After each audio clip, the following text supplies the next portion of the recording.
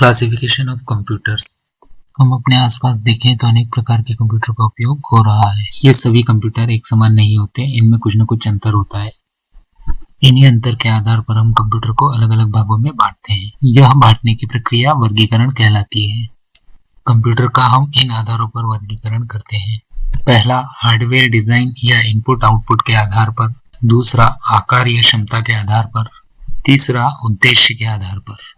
तो आइए सबसे पहले देखते हैं कि हार्डवेयर डिजाइन के आधार पर कंप्यूटर कितने प्रकार के होते हैं। हार्डवेयर डिजाइन या इनपुट आउटपुट के आधार पर कंप्यूटर 3 प्रकार के होते हैं: एनालॉग कंप्यूटर, डिजिटल कंप्यूटर और हाइब्रिड कंप्यूटर। एनालॉग कंप्यूटर वे कंप्यूटर हैं जिनमें इनपुट लगातार जाता रहता है, प्रोसेस होके आउटपुट भी लगातार आता रहता है। इसमें इनपुट के रूप में ऐसी भौतिक चीजें दी जाती हैं जिन्हें लगातार नापा जा सकता है, जैसे वायुदाब, तापमान आदि। एनालॉग कंप्यूटर के कुछ उदाहरण हैं, जैसे आपके घर में लगा हुआ मीटर।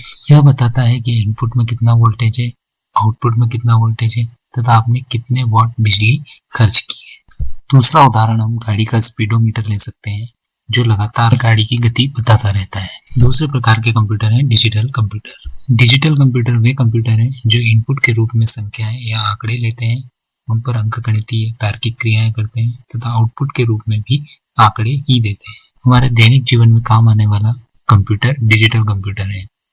तीसरे प्रकार का कंप्यूटर है hybrid computer. Hybrid computer analog और डिजिटल दोनों का मिला जुला रूप है।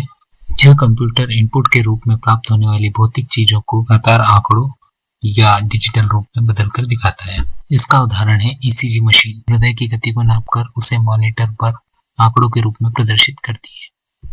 तो आइए अब हम देखते हैं कंप्यूटर का वर्गीकरण आकार और क्षमता के आधार पर। आकार और क्षमता के आधार पर हम कंप्यूटर को 4 वर्गों में बांट सकते हैं: super computer, mainframe computer, mini computer और माइक्रो कंप्यूटर। सुपर कंप्यूटर आकार में सबसे अधिक विशाल होते हैं और गति इनकी सबसे तेज होती है। यह कंप्यूटर कई कार्यों की प्रोसेसिंग एक साथ कर सकते हैं। इनमें पैरेलल प्रोसेसिंग की क्षमता होती है। इनका उपयोग मौसम का पूर्वानुमान लगाने में, अंतरिक्ष यान में, कृत्रिम उपग्रहों को अंतरिक्ष में स्थापित करने तथा मिसाइल निर्माण और परमाणु विस्फोट में किया जाता है। सुपर कंप्यूटर के कुछ उदाहरण हैं क्रे 1, क्रे 2, क्रे XMP, क्रे 3। इनमें परम 1000 और क्रे XMP 14 भारत में निर्मित किए गए स्वदेशी सुपर कंप्यूटर हैं। मेनफ्रेम कंप्यूटर यह आकार और क्षमता में अधिक बड़े होते हैं। इस कंप्यूटर पर 100 से अधिक उपयोगकर्ता एक साथ काम कर सकते हैं। इसमें हम कई प्रकार के इनपुट और आउटपुट साधन लगा सकते हैं। मेमोरी क्षमता 256 MB से लेकर 2 गीगाबाइट तक होती है तथा इनकी भंडारण क्षमता भी बहुत अधिक होती है। इस प्रकार के कंप्यूटर का उपयोग एयरलाइंस और रेलवे की टिकट बुकिंग में, इनका उपयोग विज्ञापन और प्रसारण में तथा वेतन प्रणाली में किया जाता है। मिनी कंप्यूटर इनकी प्रोसेसिंग क्षमता अधिक होती है किंतु मेनफ्रेम से कम होती है। इन कंप्यूटरों पर एक से अधिक उपयोगकर्ता एक साथ काम कर सकते हैं। मिनी कंप्यूटरों में इनपुट आउटपुट के साधन अधिक लगाए जा सकते हैं। इनकी मेमोरी क्षमता 64 MB से लेकर 512 MB तक होती है।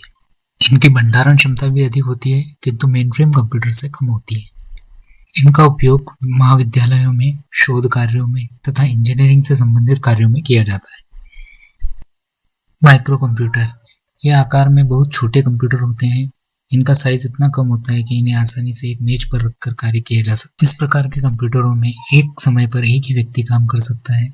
इन कंप्यूटरों की भंडारण क्षमता कम होती है। इन कंप्यूटरों की मेमोरी क्षमता 256 MB से लेकर 4 GB तक होती है। वर्तमान में इनकी भंडारण क्षमता 512 GB से लेकर 2 TB तक होती है। वर्तमान में मेनफ्रेम कंप्यूटर तथा मिनी कंप्यूटर द्वारा किए जाने वाले कार्य भी माइक्रो कंप्यूटर पे ही किए जाते हैं। आजकल मेनफ्रेम और मिनी कंप्यूटर का प्रचलन खत्म हो गया है। वर्तमान में हम जो डेस्कटॉप या लैपटॉप लेते हैं, ये सभी माइक्रो कंप्यूटर हैं। तो आइए अब हम देखते हैं उद्देश्य के आधार पर कंप्यूटर का वर्गीकरण। उद्देश्य के आधार पर कंप्यूटर को हम 2 भागों में बांट सकते हैं: सामान्य उद्देश्य कंप्यूटर और विशेष उद्देश्य कंप्यूटर। सामान्य उद्देश्य कंप्यूटर ये कंप्यूटर वे कंप्यूटर होते हैं जिनमें सभी प्रकार के सामान्य कार्य किए जा सकते हैं, जैसे पत्र तैयार करना, गणनाएं करना और इंटरनेट चलाना आदि। इन कंप्यूटरों का मूल्य कम होता है और क्षमता सीमित होती है। हमारे घरों और दफ्तरों में पाए जाने वाले अधिकांश कंप्यूटर इसी प्रकार के होते हैं। विशेष उद्देश्य कंप्यूटर, ये किसी विशेष उद्देश्य को ध्यान में रखकर बनाए जाते हैं। इन कंप्यूटरों को कार्य की आवश्यकता के अनुसार बनाया जाता है तथा आवश्यकता पड़ने पर इनमें प्रोसेसर, इनपुट तथा आउटपुट उपकरण घटाए एवं बढ़ाए जा सकते हैं। इन कंप्यूटरों का उपयोग जनगणना, शोध, यातायात, मोबाइल सेवा आदि कार्यों में किया जाता है। तो अंत में हम ये देखें कि कंप्यूटर को हार्डवेयर डिजाइन तथा इनपुट आउटपुट के आधार पर हम 3 हिस्सों में बांट सकते हैं: एनालॉग कंप्यूटर, डिजिटल कंप्यूटर और हाइब्रिड कंप्यूटर। आकार और क्षमता के आधार पर हम कंप्यूटर को 4 हिस्सों में बांट सकते हैं: super computer, mainframe computer, mini computer और माइक्रो कंप्यूटर।